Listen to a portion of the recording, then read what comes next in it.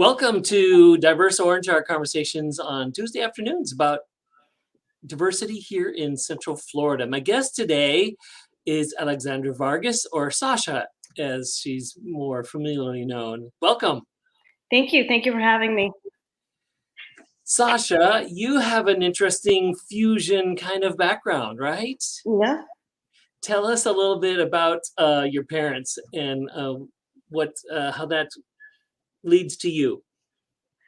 Okay. My mom is Russian, from Russia, and my dad is from the Dominican Republic.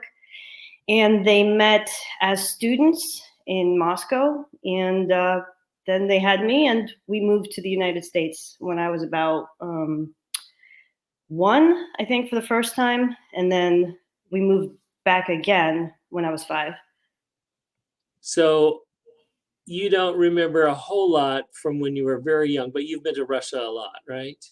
Yeah, I've been to Moscow a lot. My grandmother lived there, so I'd visit her during the summertime.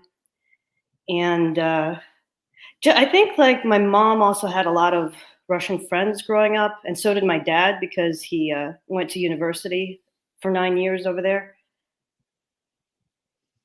So you're very familiar with Russian culture.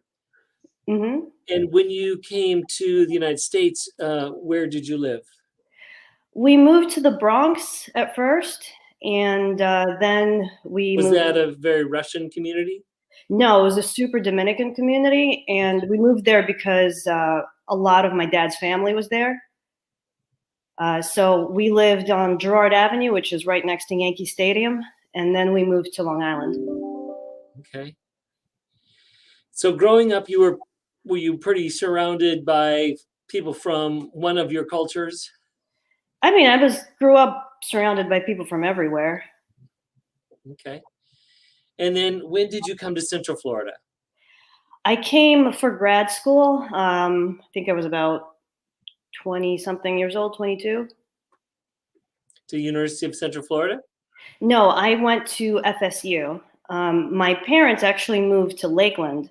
So I chose the university because, to be in the same state. And then I eventually moved to Orlando. And did you encounter, well, let's say in Florida, any racial or any stigmas, or did people try to categorize you one way or another, or anything like that? The way I feel about Florida, people are super laid back. So, and especially Americans, it really does. They could be curious about your background, but I don't sense, especially from Floridians, any kind of like racism or anything. I think people are naturally curious. That's all. And do you think people think of you more as Hispanic or Russian? Outward appearances, definitely Hispanic. Also, my last name. Right. Aleksandra, though, very, very Russian first name. Yeah, well, especially the spelling. But I mean, if I go to the supermarket, or the mall or anything, I always get addressed in Spanish, which I don't know. It's cool, Do you speak Spanish? I do. I'm not as fluent in it as I wish I was, as I'm in Russian, just because my dad tried to keep his Russian up all the time, so that was the primary language we used. But I feel growing up, I missed out a lot on that aspect of our culture, and I wish I had more of it, which I think I'm getting more of it now that I'm in Florida, because there's a lot more, Definitely. Spanish-speaking people around. Right.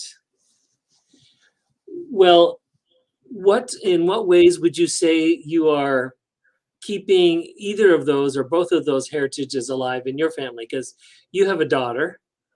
Yeah, I'm teaching her Russian. Actually, she's fluent now, so she's teaching me, I guess. But she's fluent in Russian, and we're trying to get her started on Spanish.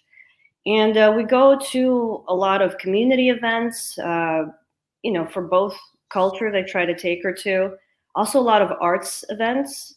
and getting her involved with things like gymnastics, Russian ballet, that has a lot of, people from that culture there too. So she has a group of friends that, she keeps the language up in. So, that's how we do it. How old is she? She's 4.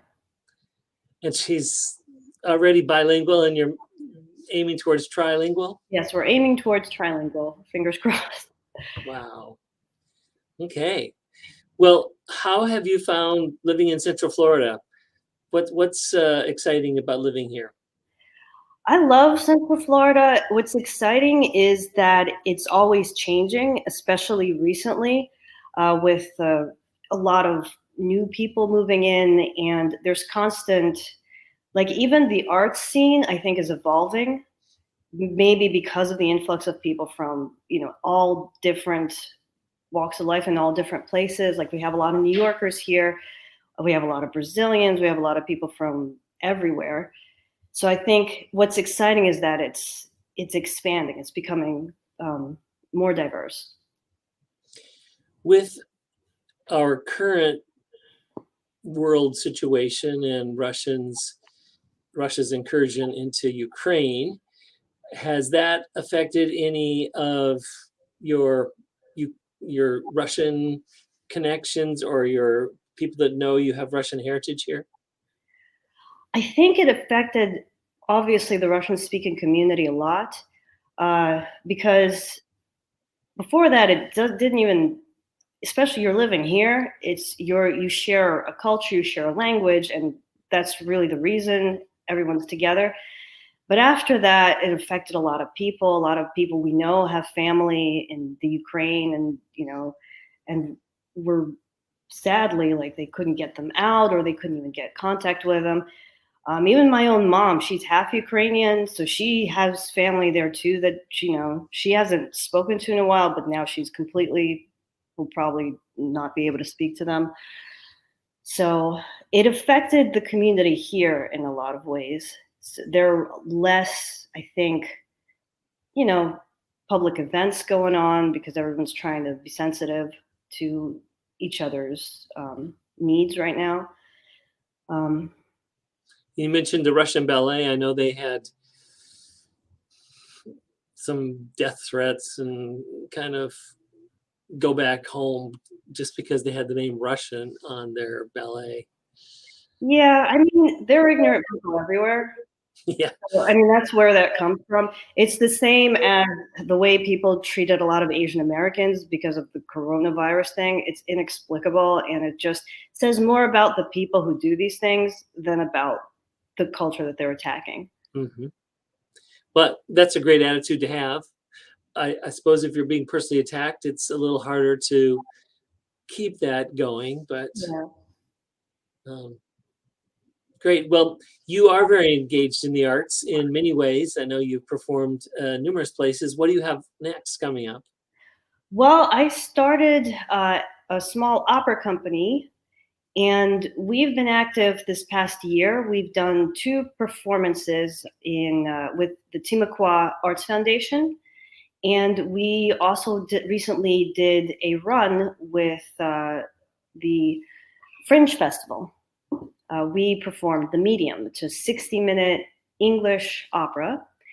And the purpose of this, I wanted to give an outlet for local classically trained singers, for one, to continue doing their craft, and for another is to introduce people that aren't necessarily into opera or they've never seen one, but to introduce it in a more, laid back, palatable way.